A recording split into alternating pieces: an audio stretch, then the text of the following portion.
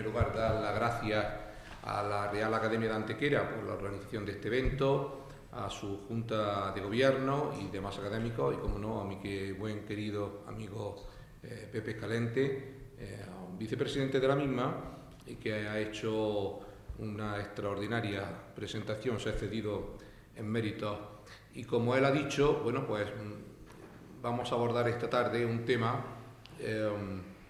no es que sea excesivamente candente, porque el tema del temple ya se ha venido hablando mucho de él, con mayor o menor rigor, pero sí es cierto que yo lo quise enfocar con un acontecimiento que ocurrió el pasado día 15 de abril de este año 2019, con ese desafortunado incendio en Nuestra Señora de París, en Notre Dame de París.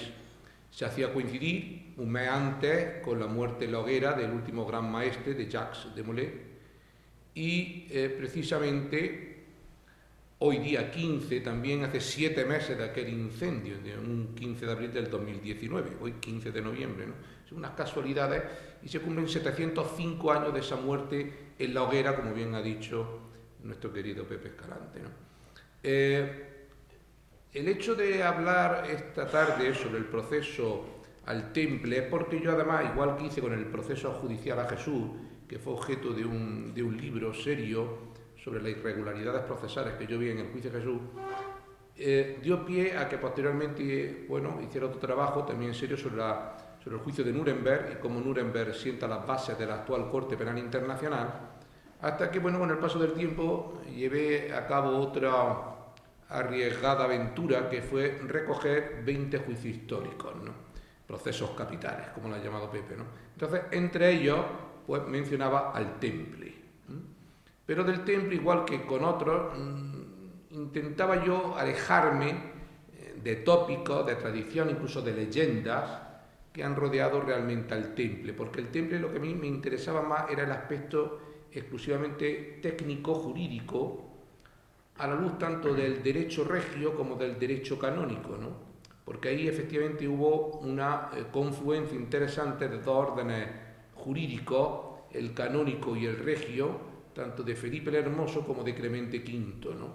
Y cómo él tuvo que poner las cartas sobre la mesa, a pesar de que estaba seriamente influenciado por el monarca francés, pero sobre todo el valor, la naturaleza de esa bula, Vox in excelso, que si realmente eso significó, tuvo la naturaleza de una resolución definitiva, de una sentencia, y si llevaba aparejada esa ejecución de sentencia, como parece ser que lo hubo, ¿no?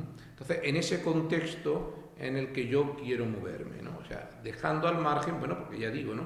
Se ha escrito yo de lo más serio que he visto en España, bueno, Ricardo de la Cierva tiene un libro magnífico, otro jesuita estupendo, Gonzalo Martínez Díaz, hizo otro trabajo extraordinario sobre el proceso del temple. Bueno, uno de los máximos expertos del temple en España, Juan García Tienza, desgraciadamente fallecido, hicieron realmente, y fuera, Caspar Elm, un medievalista alemán extraordinario, y Duverger. Yo creo que son, como introducción, los que yo más me fiaría como persona docta en el tema del temple, ¿no? La aparición de ese famoso pergamino de Chinon, si realmente era un pergamino exculpatorio para el temple o no. En fin, me voy a mover, digamos, en estos derroteros y finalizaré, evidentemente, con el final del temple, ¿no? Y qué sucedió o qué fue el final de esos sucesores del temple, de esos caballeros que se salvaron, donde terminaron como terminaron, ¿no? Porque luego, bueno, con el paso del tiempo, ya sabéis, han aparecido otras órdenes similares al temple, otros caballeros pobres de Cristo, etcétera, etcétera, ¿no? No está autorizado por la Santa Sede, solo y exclusivamente la Santa Sede reconoce a dos órdenes de caballería, Santo Sepulcro y Malta. Yo pertenezco al Santo Sepulcro, por cierto. El resto no, es que ni siquiera las maestranzas de caballería son reconocidas. Después de la Segunda República han dejado de convertirse y están conformes a nuestra ley de asociaciones, e incluso se habrán adaptado a la ley de asociaciones de Andalucía, ¿no? O sea que lo único que reconoce la Santa Sede es Santo Sepulcro y Malta. O sea, todo lo que vaya más allá pues no se ha vuelto a tocar, ni ha habido una posterior providencia pontificia ni nada parecido que permita hablar de un resurgir del temple, porque además la bula Vox in excelso decía claramente: todo aquel que intentara ingresar o continuar con el temple está bajo pecado de excomunión, o sea que tiene mucho lejos de eso, ¿no? Bueno, pues si me vais a permitir, me acerco al atril, así también es más cómodo, un pequeño guión que es lo que quería hacer. Bueno, yo enfoco el tema del temple arrancando precisamente como quiso Jacques de Molay, es decir, en esa hoguera y mirando a Nuestra Señora de París, mirando a Notre Dame. De hecho, la invitación o el cartel anunciador precisamente de la conferencia es un dibujo de Jacques de Molay en la hoguera, al cual le acompañaba otro caballero del temple, Godofredo, y están mirando a Notre Dame. Las catedrales góticas surgen con el resurgir de las nuevas ciudades del medievo.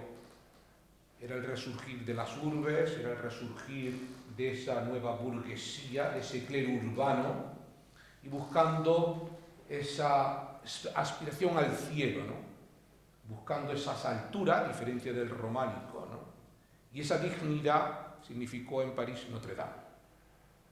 Siguió los pasos, en cierta forma, Notre Dame siguió en cierta forma los pasos de la abadía de Saint-Denis, porque se convertiría en el primer ejemplo y punta de lanza del gótico francés. Esa catedral de Notre Dame, que comienza en 1160, arranca y se traslada casi 2 años de construcción, desde el siglo XII hasta el siglo XIV. Se ha discutido incluso quién pudo haber puesto la primera piedra, si el obispo Silly o el Papa Alejandro III. Con el discurrir del tiempo y ya en la Revolución Francesa, el templo fue desacralizado y pasó al Estado. Pero es curioso porque siempre donde estuvo, en aquella pequeña isla del Sena, esa tierra tuvo algo siempre muy vinculado a la religiosidad. Para el celta fue un lugar de ritos y de sacrificios. Incluso para Roma se dice que allí hubo un templo en devoción a Júpiter. Y antes de Nuestra Señora de Notre Dame fue iglesia románica. Napoleón en 1802 consigue devolverla a la iglesia y lo primero que hace es que precisamente se corona emperador allí ante Pío VII. El resurgir del romanticismo con Víctor Hugo y su obra Notre Dame, Nuestra Señora de París, hace pensar en ella y como un referente para su rehabilitación y conservación. Se tardarían 20 años más en todo un largo proceso de rehabilitación y conservación. Y como otro hito histórico, precisamente en 1853 Napoleón III contraía matrimonio con Eugenia de Montijo, o como no, todo el proceso que después ya en el siglo pasado arranca desde el año 65, año 91 a 2018, hasta este desgraciado incendio de 15 de abril del 2019. Y entre los últimos hitos más destacados, precisamente, que fueron testigos a esas piedras de Notre Dame, la propia beatificación de Juana de Arco, que también es objeto de un proceso y que recojo en mi libro, y, como no, la hoguera donde muere Jacques de Molay en aquel marzo de 1314. Pero para ello es necesario centrarse un poco en el origen del temple. Debemos de centrarnos a partir de la cruzada.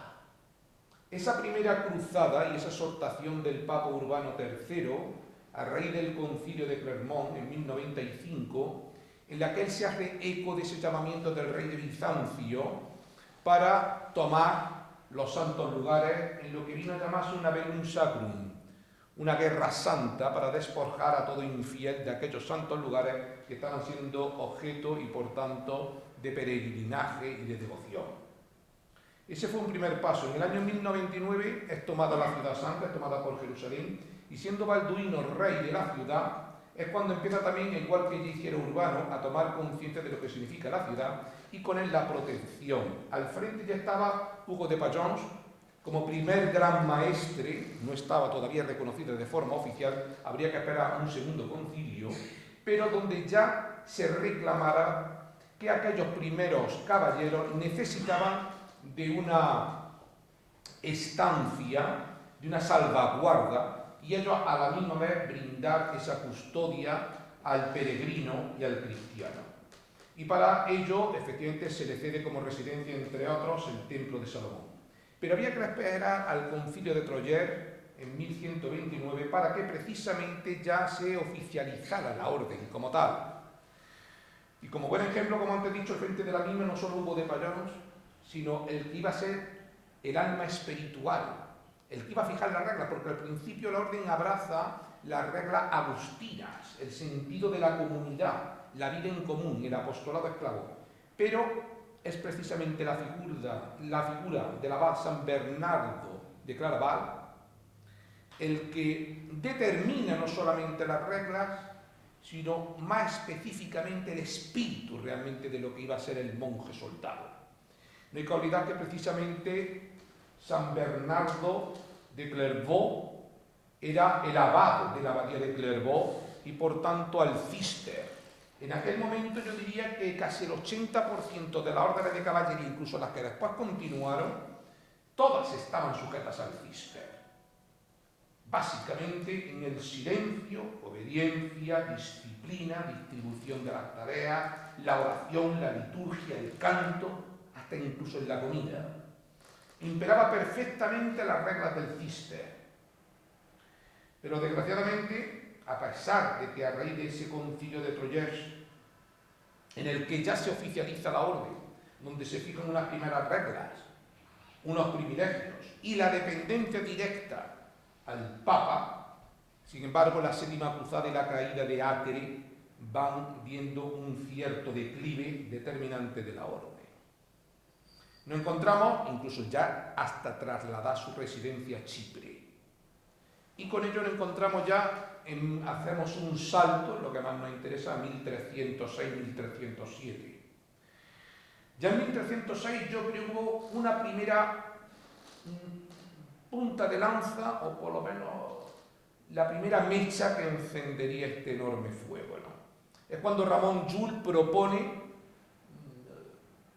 tras no ser muy bien atendido en Aragón, pero sí para el monarca francés y luego para el Papa, la posibilidad de una única militia, una única orden, uniendo al hospitalario y al temple, como estos pobres caballeros de Cristo, para hacer una única militia. En 1306 el rechazo de Jacques fue determinante y no gustó ni a Ramón ni tampoco al papado.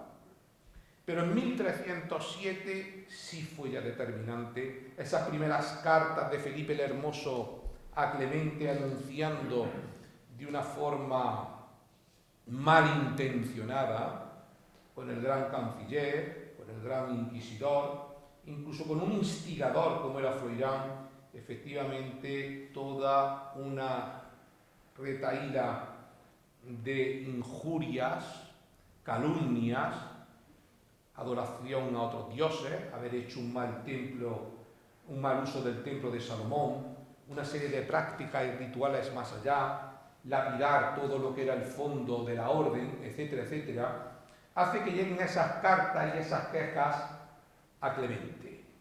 Y directamente Felipe el Hermoso comienza las primeras detenciones, y entre ellas precisamente la del gran maestre, y yo diría que casi un centenar de caballeros. Es lo que Caspar N. llamaría que tiene casi todos los elementos de un proceso político. La intervención y la presencia regia, la influencia, la opinión pública, ese juicio paralelo, va que de esta manera poco a poco se vaya convirtiendo en un proceso político. Esas primeras detenciones hacen que estos primeros caballeros pasen directamente a ser una competencia regia. Son encarcelados en las mazmorras reales, allí sometidos a duras torturas. Algunos comenzaron ya a confesar, que yo creo que esa confesión respondía más bien a salvar la vida, más que realmente a ser autores de los cargos, más de 127 cargos en total, de los cuales venían imputados. Llegado a este punto, el Papa es consciente de lo que está ocurriendo y en 1307 precisamente dicta la primera bula, Pastorali Treminentiae, en la cual frena la acción real haciéndole ver que esa orden dependía solo y exclusivamente del Papa y que por tanto tenía preferencia al respecto de su competencia y por tanto el derecho canónico. Con lo cual, las detenciones él era el que se iba a encargar y sobre todo ponerlo bajo competencia de él. Eso haría que efectivamente le siguiera una segunda, en 1308, una segunda bula, la bula Faces Misericordium, en la cual determinaba 4 puntos. En primer lugar, la suspensión de los procesos ordinarios por parte del rey. En segundo lugar, asume directamente la competencia el Papa en virtud de la citada orden. Establece 2 tribunales, uno de carácter diocesano, que yo creo que tendría un carácter, digamos, personalísimo o dedicado al individuo, es decir, al caballero en sí, y un segundo tribunal pontificio a lo que era la corporación como tal, a la orden. Y finalmente, la convocatoria para un posterior concilio, el concilio de Vienne, para el futuro de la orden, que fijaría como fecha la de 1311. Lo cual quiere decir que con esta bula, en 1308 y en Poitiers, se determinaba claramente, se diferenciaba hasta dónde había llegado el rey francés y dónde comenzaba el papado. Para aquel entonces, insisto ya en esa fecha, para 1307-1308, más de 130 caballeros ya habían confesado bajo tortura inquisitorial algunas de las prácticas que se le imputaban. Y todo ello ante el rey francés. Los caballeros franceses, por el establecimiento de la templería en Francia, fueron las que más duramente sufrieron. Insisto, desde desviaciones heréticas, supersticiones, artes mágicas, transgresiones morales, adoración a otros dioses, el uso del templo, sodomía, homosexualidad, etcétera, etcétera. A diferencia de otros países como por ejemplo Inglaterra, Alemania o España, como luego veremos, fueron tratados de forma algo más benévola y generosa. En Francia, insisto, él mantiene que en esos 3 o 4 años las torturas y los interrogatorios, el final era la autoconfesión o, evidentemente, perder la vida. Otro ejemplo de ello, en uno de esos tribunales, precisamente los de carácter más diocesano, fue el sínodo provincial de Sens de 1310, bajo el arzobispo de Felipe de Marigny, en el cual condenó a muerte a más de 50 caballeros por herejes relapsos. Y un día después fueron todos ellos quemados en la hoguera en Saint-Antoine, frente a la puerta de París. Y ello, el hereje relapso, por su reincidencia en el delito, en el pecado, ya que habían hecho penitencia o bien en la creencia herética a la que habían renunciado. Finalmente, la comisión pontificia paralela termina su informe después de más de 160 sesiones en 1311. Y qué curioso, porque es que a pesar de esa división que había de poder judicial entre el eclesiástico y el regio, a pesar de ello, es curioso porque es que la comisión termina de hacer su informe precisamente en dependencias y en la residencia del rey de Francia, lo cual nos hace ver todavía esa influencia, esa presión del monarca francés. El rey, en definitiva, pretendía ni más ni menos la condena de la orden. Él quería la condena de la orden ante cardenales, prelados y demás obispos. Quería la supresión, la expropiación y la ejecución de sus miembros. Luego veremos posibles causas. Ello terminaría efectivamente con ese concilio de Vienne, que comenzó en 1311 y que daba, por tanto, solución al Temple el 20 de marzo de 1312.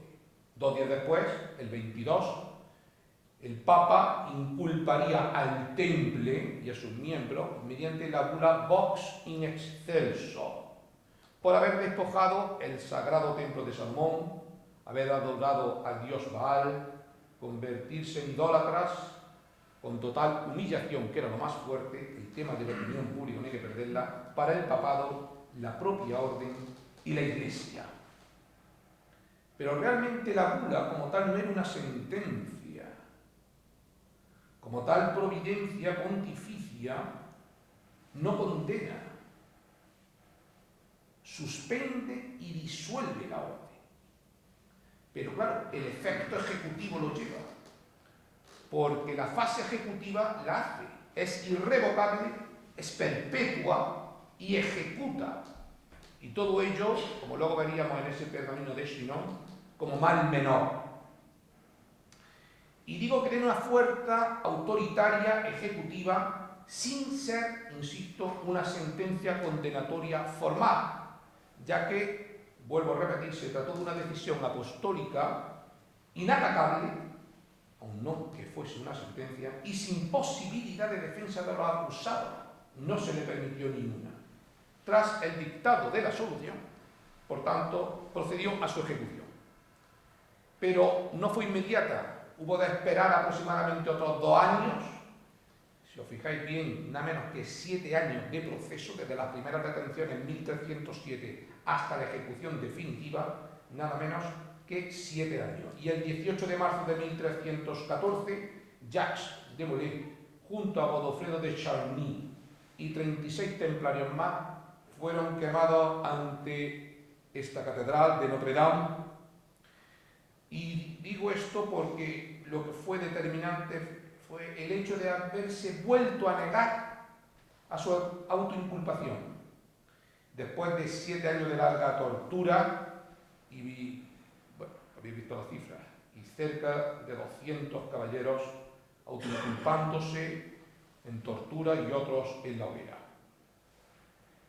Poco tiempo después, dice la tradición, el propio Jacques de Molay, que pidió que en la hoguera su rostro mirara a Notre Dame para ser acogido en el seno de María, él citaba ante el tribunal de Dios tanto al Papa Clemente como a Felipe el Hermoso, emplazando a Clemente a que debería de morir antes de 40 días, y así fue, porque Clemente V moría en abril de 1314, camino de Gascuña, y al poco tiempo, en noviembre, es decir, dentro de un año, como también lo dijo para Felipe, moría en Fontainebleau Felipe el Hermoso. Las razones, las causas, los motivos, yo distinguiría la económica, políticas y militares y eclesiásticas. La económica la ve Diverger centrándonos en que efectivamente Felipe el Hermoso, el reinado, lo tenía en bancarrota. Había expulsado a los judíos, había expulsado a los prestamistas italianos, y claro, la supresión de la orden y el hecho sobre todo de la expropiación de sus bienes le haría no solamente cancelar la deuda, sino obtener una ganancia adicional de considerables recursos, tanto con bienes muebles, inmuebles, etc. Aunque si bien, insisto, otros autores como Strayer entienden que a pesar de ello tampoco significaba mucho esos números rojos para la corona francesa. Otras cuestiones, por ejemplo, otras motivaciones, como señala Ricardo de la Cierva, habla de un aspecto quizá político-militar. Ricardo de la Cierva entiende Felipe estaba temeroso de los estados vecinos, temía de una posible invasión por parte de otros estados vecinos y necesitaba del control de una milicia bajo su mando. Versión parecida, pero trasladándonos por tanto al oriente, es la que, apoyándose en esa sola milicia, pretendía también Felipe crear una sola milicia uniéndose a los hospitalarios e iniciar una nueva cruzada. Lo que ya años antes, 8 años antes, pretendió Ramón Llull cuando quiso unificar ambas órdenes militares, templarios y hospitalarios, bajo el mando de un único rey o príncipe, un rex bellator. Pero, como ya dije al comienzo, Jacques de Molay se negó rotundamente, y quizá esta fuera otra mecha que lo encendería. Y finalmente entiendo, igual que ya decía el jesuita Martínez Díaz, que peligraba también la propia Iglesia. Felipe, a pesar de unas buenas relaciones con el Papa, lo puso en tal situación, y si no cedes a mi interés, la idea de poderlo desacreditar y crear un cisma dentro de la Iglesia Católica desde Francia. De hecho, cuando se celebró el concilio de Vienne, y allí se determinó, en virtud de esa bula, el rey francés llegó a presentarse en Vienne con una carta previa anunciándolo y posteriormente con todo un ejército. Como dije al comienzo, no cabe duda, yo sigo manteniendo que se trató, sin lugar a dudas, de un proceso político, sobre una base de una causa por herejía, pero tiene todos los elementos del dictado de una posterior resolución pontificia bajo la presión, bajo la intervención de otro poder. Y ese poder, evidentemente, era el poder regio. No cabe duda, como apunta Ricardo de la Cierva Martínez Díez, esa justa acusación, culpabilidad, inocencia, convencimiento o engaño. En esa culpabilidad o inocencia quizás pudimos ver la luz en un momento determinado en el año 2007, cuando los responsables del Archivo Vaticano dieron a conocer un pergamino, que era el pergamino de Chinon, que encontró la profesora Bárbara Frey en 2001. Un pergamino desaparecido desde el siglo XVI y que fue encontrado en 2001. Ese pergamino de Chinon venía a recoger los interrogatorios, las confesiones, las respuestas, las acusaciones a las cuales fueron sometidos los caballeros del Temple a instancia del propio monarca francés. Y efectivamente del pergamino puede extraerse cómo el Papa, y es cierto, no estuvo de todo convencido plenamente de la culpabilidad de la orden. Más así da la impresión del mismo, y lo recojo yo en mi libro, da la impresión como que es más dado a su inocencia. Pero es curioso, porque este pergamino de Chinon es de 1308. O sea, algunos opinan que se trata realmente de la sentencia. No existe sentencia sobre el Temple, lo que existe es la bula y el concilio. No existe tal sentencia. Es lo que antes hemos podido llamar como una,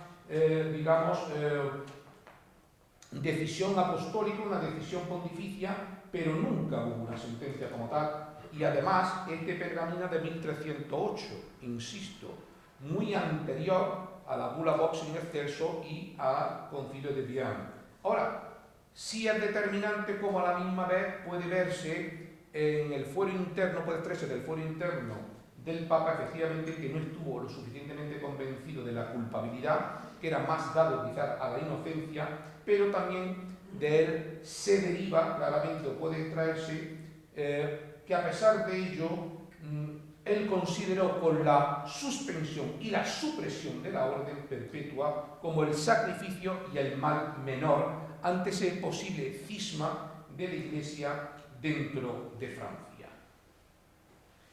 Aunque Clemente V intentara en su fuero interno evitar la condena, lo que está claro es que también se dejó ver su debilidad ante este rey tirano, que no paró hasta ver suspendida y disuelta la orden. Ahora bien, no quita, como apunta Forgone, que se trataría, a pesar de ese fuero interno, de una prueba irrefutable de esa inocencia templaria, ¿no?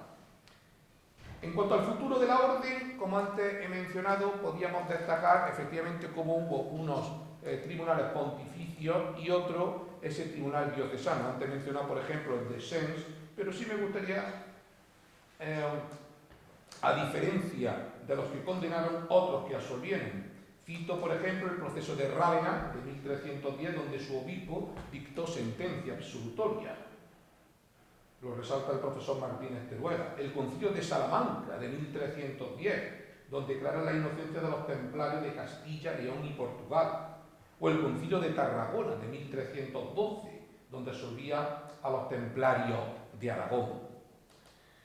Muchos de ellos, sin embargo, los que pudieron salvar sus vidas, es cierto, en lo que a la proximidad se refiere, ¿no? En España, entre las cuatro brandas que forman el Consejo de las Órdenes Militares, Santiago, Calatrava, Alcántara y Montesa, es decir, que Montesa fue la que aglutinó más número de antiguos miembros del Temple y sus bienes vinieron desde Aragón. En Portugal, algunos de ellos se constituyó por medio de la Orden de Cristo, curioso porque luego esta orden de Cristo, que estaba formada por antiguos templarios, tuvo aprobación pontificia.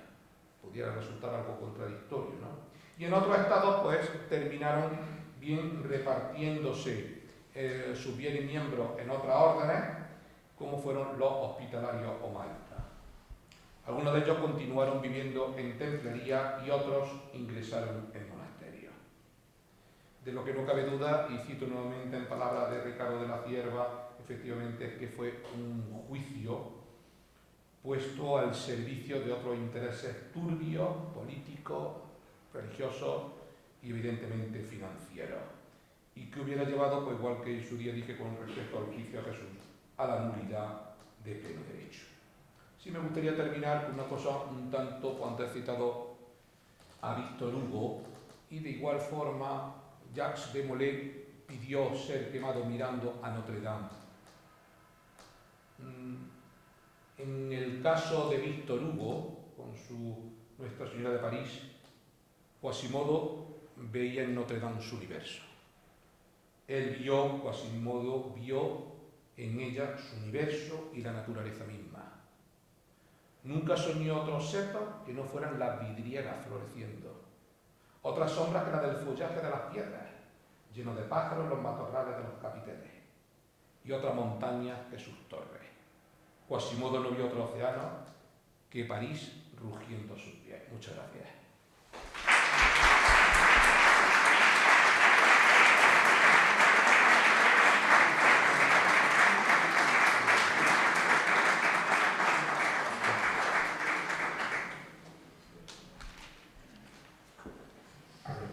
Enhorabuena, Raúl, por esta magnífica conferencia que nos ha ofrecido.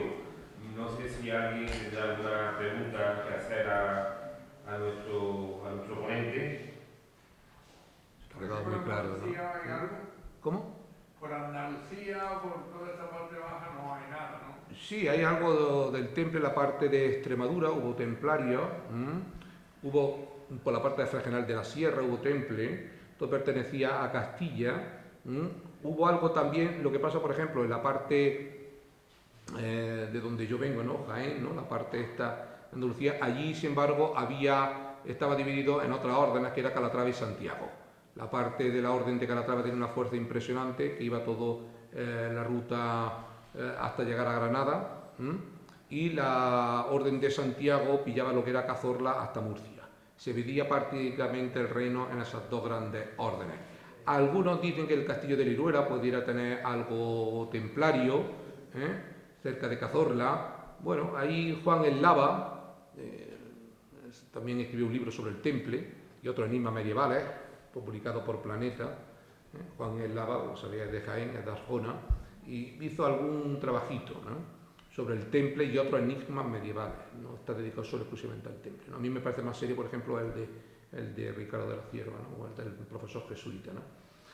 Pero más estaba en la parte de Castilla, la parte de Castilla-León y la parte de Aragón, por supuesto, donde había más temple. De hecho, el final del temple en España, ya digo, es Montesa. Entonces, prácticamente es Montesa. No queda nada, ¿no? ¿Cómo? No queda nada. ¿Del temple? No. O sea, hay otras órdenes que se hacen llamar templarios, pero ni mucho menos están reconocidos, no. La Santa Sede solo reconoce dos órdenes: Santo Sepulcro, que ya digo, tengo el honor de serlo, de hace ya más de 20 años, y Malta. Son las únicas dos que reconoce el Vaticano, como órdenes de caballería, ininterrumpidamente desde la Cruzada. Santo Sepulcro es de Godofredo de Bouillon. Además son órdenes que junto con el aspecto de cruzado no han perdido la esencia de hidalguía. O sea, yo para ingresar tuve que demostrar, de mis 4 apellidos, tuve que demostrar 2 apellidos, con carta, vamos, con ejecutoria. Sí. Y eso va a la Santa Sede, te lo aprueba el Papa, y luego un cruzamiento que hay, exactamente igual. O sea, parece que está en el medievo. O sea, sí hay otras, pero que están sujetas a la ley de asociaciones, ¿no? La maestranza pretendió después don Juan, creo recordar, don Juan o ya don Juan Carlos, que tuvieran reconocimiento, pero después de la Segunda República se ajustaron a la ley de asociaciones. Totalmente. Eso no... Hay una sentencia del Supremo, que yo la tengo, de la Sala Primera del Supremo. El ponente no me acuerdo del ponente ahora, donde el demandante recurre en casación porque quería en esa sentencia demostrar que era hidalgo de sangre por línea de varón. Y entonces, bueno, pues le desestiman el recurso, pero hay un fundamento jurídico de esa sentencia de la Sala Primera del Supremo donde te habla precisamente de lo que viene reconociéndose como corporaciones nobiliarias españolas clásicas, ¿no? Entonces te cita las maestranzas, te cita Ronda, Sevilla, Granada, Valencia, Zaragoza, no te cita las otras que ahora se han creado, como las de San Fernando, te cita el cuerpo de la nobleza de Madrid y luego las dos del Vaticano, Malta y Santo Sepulcro. Pero no. Estas órdenes que surgen así y tal, no. Ninguna puede ser heredera porque no se ha vuelto a rehabilitar. No hay, posterior a esa bula no hubo una sentencia, ni se conoce sentencia, ni va a haber sentencia, claro. Eso no. Además bajo excomunión, ¿no? O sea, el que vea la bula Vox in excelso, que se puede consultar, ¿no? Te lo dice claramente, ¿no? A perpetuidad. Ramón Llull, yo creo que estuvo en el concilio de Viam. Los franciscanos actuaban muchas veces de defensores en los procesos. Además, un ejemplo es la película del Nombre de la Rosa. Está la Santa Inquisición con los dominicos y Guillermo de Baskerville, creo recordar que era el personaje, que decía Sean Connery, va de franciscano. O sea, el franciscano solía hacer de defensa. Sí. Ramón Llull creo que adoptó una postura no condenatoria. Hubo algunos que no terminaron de condenar en bien. Pero sí, no se reconoce, no hay como órdenes, pero hay muchas, ¿no? Pero los que son verdaderamente sucesores, en Portugal la Orden de Cristo es así, y dentro de la española, donde más se integraron fue Montesa. La Orden de Montesa, una parte de la Orden de Montesa puede claramente decirse que viene del Temple, de antiguos caballeros del Temple. Gracias. Sí. Sí, yo es que hago el Camino de Santiago Sí. habitualmente, y entonces, claro, Astorga... Claro, que es muy templaria. Astorga, pues, presumen mucho los templarios. Sí. Entonces, yo la impresión que he tenido a lo largo de los años es que, como si hubiera una resistencia templaria o un resto templario, porque se empeñan mucho en... Mira, esta es la... Claro, lo explotan muy bien, y en Francia lo explotan muy bien, claro, es normal, es que no deja de ser un referente histórico, ¿no? Yo estuve en Francia porque hice una ruta cátara, y en la ruta cátara estuve en una fortaleza donde algunos templarios estuvieron en las mazmorras y en la prisión, y conservan una especie como de grafitis que hacían durante el tiempo que estuvieron sufriendo las torturas, y se conservan y lo explotan perfectamente. Claro, es que es un referente, y eso llama mucho al turista como al historiador, ¿no? A saber que eso fue igual, que me estoy refiriendo a los cátaros, ¿no? Hay una ruta cátara en Francia magnífica, y todo alrededor un halo de misterio que lo envuelve, ¡wow!, extraordinario, vamos.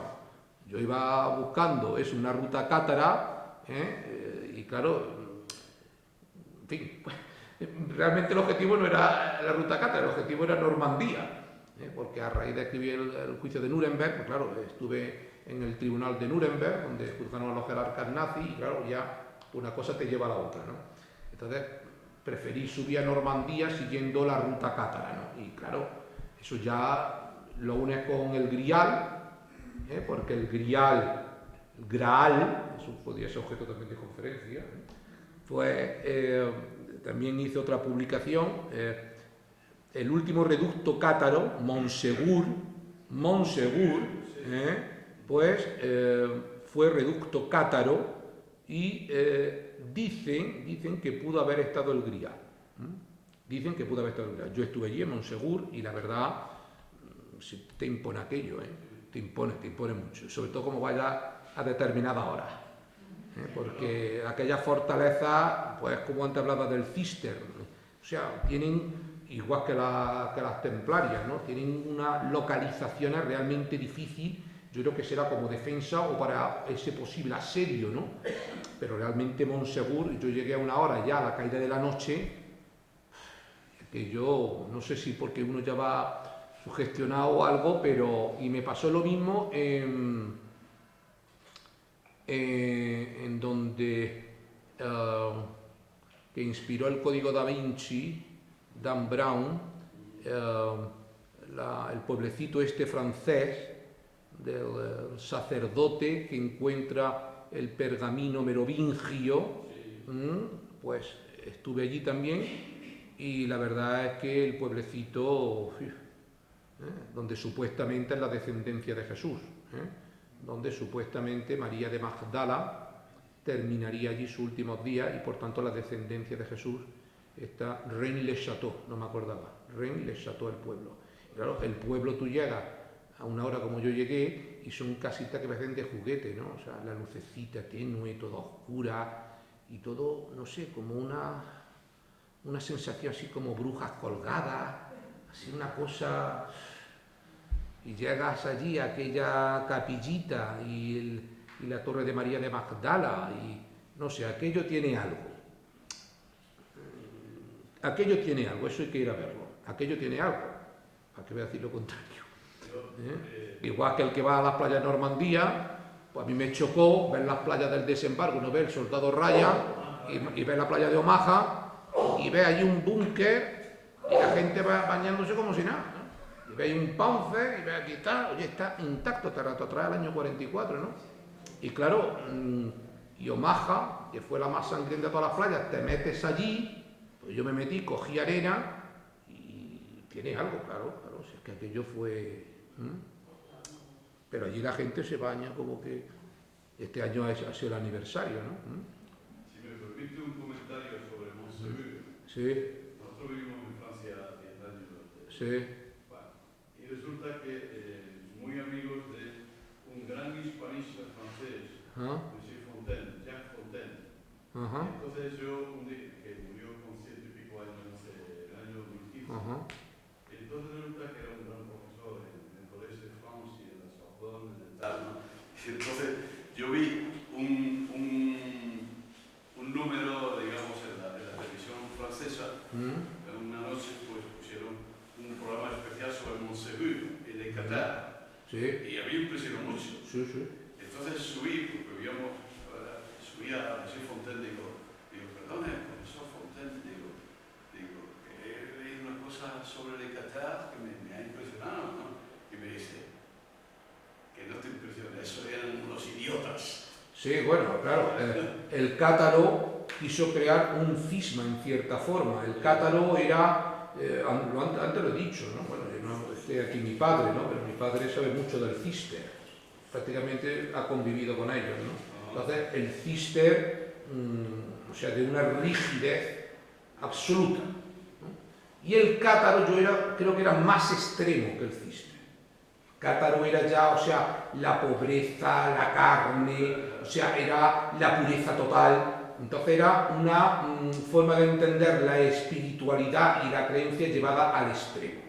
Y yo pienso que eso fue llevado efectivamente a un extremo y, claro, eso termina convirtiéndose en un apostolado y podría ser muy peligroso dentro de la Iglesia, ¿no? Y realmente la lucha cátara fue una cruzada cátara, o sea, fue eliminar al catarismo, O sea, fue lo que antes yo he comentado, de que la bula Vox in excelso fue efectivamente una resolución apostólica pontificia, y todos nos podemos extrañar, es que el temple, pero es que ya posteriormente hubo otras similares. Lo humillado pasó exactamente igual, o sea, no pensemos que el temple fue una excepción, o sea, además del temple ha habido otras comunidades y órdenes que también fueron suprimidas y extinguidas, ¿no? Y el catarismo es un ejemplo de cómo fue una cruzada cátara, porque evidentemente, no como el temple, pero sí tuvieron grandes posesiones. Fueron verdaderamente monjes soldados, pero prácticamente se convertían en señores feudales. El temple, ten en cuenta que ellos se establecen en Tierra Santa, pero ahí hay un flujo de comercio, de peregrinaje, de tierras, de posesiones y, como diría Ricardo de la Cierva, lo cito nuevamente, prácticamente se convirtieron casi en los primeros banqueros. Porque claro, ellos dependían exclusivamente del Papa, solo y exclusivamente, y tenían unos privilegios brutales. O sea, nada de pagar impuestos, cánones, nada de nada. Y sin embargo, eran buenos prestamistas y luego cobraban bien, claro. Entonces, se puede decir que fueron unos primeros banqueros. Eso, en un momento dado, era casi como un Estado. De hecho, no hay que ver nada más que Malta. Malta, yo cuando estudié la carrera, me acuerdo yo que Malta lo estudiaba en Derecho Internacional Público. Y Malta se estudiaba como Estado exiguo. O sea, la Orden de Malta, Malta como tal, es Estado exiguo. Igual que Liechtenstein, Ciudad del Vaticano, son estados exiguos. Y la Orden de Malta, o sea, tiene un tratamiento de Estado. O sea, te puede hacer la idea lo que podría ser eso en aquel momento, verdaderamente un poder impresionante, ¿no? Entonces, suspender, suprimir esa orden, acabar con sus miembros y encima expropiar sus bienes, se puede imaginar, ¿no? Lo que podría suponer para otras órdenes o para otros estados, ¿no? Parte se lo llevaron los hospitalarios, otros estados, templos, etcétera, etcétera, ¿no? Pero avanzaron un gran poder. Sí, sí. Un gran poder. Sí. Sí, buenas noches. Muchas gracias. Hay una cosilla que yo estaba recordando, es una constante histórica que primero, desde el ámbito económico, político, religioso, cultural, primero se encumbra a la persona o al colectivo y cuando coge un estatus de poder, pues el siguiente paso es ir a abatirlo. Yo no sé si será cierto, pero los templarios durante siglos custodiaron la sábana santa. No. ¿Esa es la pregunta? Porque hay un pueblecito en el noroeste de Francia, Sí. casi por la frontera de Suiza, Sí. creo recordar San Etienne, Sí. se llama el pueblo y hay una iglesita donde hay una lápida que dice que allí estuvo la sábana durante mucho tiempo, llevada por los templarios. Bien. Lo que, si nos estamos refiriendo al sudario de Turín, si es que nos estamos refiriendo al sudario de Turín, Sí. es que... Eso dice la... Sí, bueno, claro, es que como hay gente que dice que es una copia, que es una pintura, entonces, si la pregunta va refiriéndonos a la síndone de Turín, entonces vamos a hablar con un cierto tacto. Si la pregunta va refiriéndonos a la síndone de Turín, y en el recorrido que se hace desde que aparece en Edesa, Constantinopla, etc., es cierto que cuando Max Frey, el biólogo suizo y criminólogo, ve granos de polen, ojo, sí hay algo que vincula la síndrome de Turín al temple. Y que por tanto hace pensar en que el temple pudo haber sido durante un determinado tiempo custodio de la reliquia, porque encuentra granos de polen de Chipre. Entonces el temple estuvo en Chipre. Eso puede ser una referencia. Y la otra referencia es que cuando la síndrome llega a Francia, uno también de los que custodia es Otto de la Roche. Y Otto de la Roche era un caballero de la cruzada, no sé si de la quinta o sexta cruzada, y algunos vinculan a Otto de la Roche con el temple. Por eso quien estudia el Grial también consideran que el Grial pudo haber estado también con el temple, o bien con los cátaros. Pero los cátaros, el Grial lo vincula precisamente por la fortaleza de Montsegur, solo y exclusivamente por Montsegur. ¿Por qué? Porque hay autores del medievo que cuando comienza todo el ciclo artúrico y griálico, con Arturo, pues aparece Chrétien de Troyes, entre otros, Wolfgang von Eschenbach, que todo esto luego inspirarían a Wagner con su Parsifal, pues hablan de Montsalvat. Y Montsalvat, algunos lo identifican con Montserrat o con Montsegur, y Montsegur como reducto cátaro, y Montserrat como Montserrat, la que está en Cataluña, efectivamente. Por eso, explica una cosa, veo que ya va a enlazar con otra. Por eso, cuando Hitler sube al poder y ellos, el ideario germanófilo, pues concretamente Heinrich Himmler, pues tiene una obsesión con todo el tema indoeuropeo y germano. Una parte basada en las obras wagnerianas de Parsifal, el Anillo de los Nibelungos, Titán y Isolde, etc., todo eso, y lo unen efectivamente con el tema grial. Y en el tema grial, pues le encargan a otro SS, además está publicado su libro, que es Otto Rahn, y Otto Rahn es un oficial de las SS, y Otto Rahn en los años 40 visita, efectivamente, a finales de los 30, primeros de los 40, visita Montserrat y le lleva luego a Montsegur y todo hace toda una ruta también cátara. Luego Otto Rahn fallece y luego, no sé si en el 41 o 42, Heinrich Himmler, cuando viene a España, efectivamente visita Montserrat. Algo paralelo pasa en Italia con Benito Mussolini. El Duce manda a Julius Evola. Y Julius Evola es otro estudioso también, pero Julius Evola va más por la corriente más espiritual, más que realmente la reliquia propiamente dicha.